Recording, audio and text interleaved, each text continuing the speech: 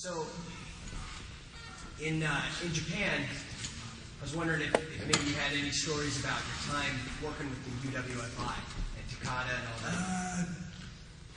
Not too much. The Japanese style of training is a little different and certainly a lot different than the Wigan style of training, and it's a lot different than the American style of training. What would you call the hallmark of that? Well, they're used to going through numbers, 1, 2, 3, 4 on everything. And unfortunately, with good wrestling, the top wrestlers in Japan have got out of the 1, 2, 3, 4. Unfortunately, 90% of them can never get out of it. They've learned it for too long. What do you recommend as being a good way to train? Sparring with a culture and old-timers that know what they're talking about. And when as soon as you start to make a mistake or do something wrong, stop you and explain to you why you can get more leverage by, like we just did, moving your body around instead of cranking them down. It's a lot easier with moving your body around.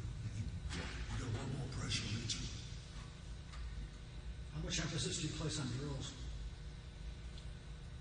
Drills are very, very good to learn the basic move. But unfortunately, when you're sparring, you very rarely get a perfect position. So you learn the perfect move from the drills. But it's only sparring and practice with different sparring partners on any given hold or situation that you will learn. You will not learn from drills. You can be the guy that knows everything perfect and get in a match and get beat easy because he hasn't had the sparring experience. In Wigan, as I said before, Billy George, myself, coach, we'll be on the mat for an hour and a half, and Billy will be sending in half a dozen different guys, 5 minutes, or suddenly somebody looked like he was getting tired and he would change. We wouldn't get off the mat. Unless he made a big mistake and Billy would jump up. And he'd do it again, do it again, do it again, do it again, get totally crazy. I used to wake up going, hearing these words like, do it again, do it again.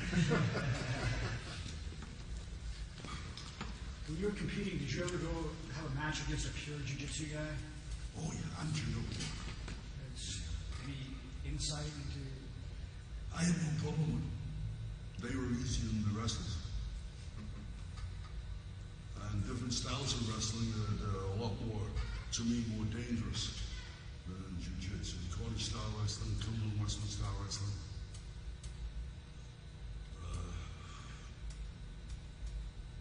Very strong standing throws. Nowadays, when you throw, people are landing on their feet and they're allowed to land in a good way. They know how to fall. When you throw somebody, you don't let them fall in a good position. On the head. You drop the head, the shoulder, the ankle, the knee. Say you were training people to enter grappling tournaments, like in the novice division, and they're good wrestlers, wrestled in high school or whatever. What would you say, like, if you were teaching, what would be 2, 3, or 4 submissions you would want the beginners to know right away? Like, how would you start off with people beginning to catch wrestlers? First, foot face lock. Second, the double wrist lock. Third, the side right ankle are the 3 easiest.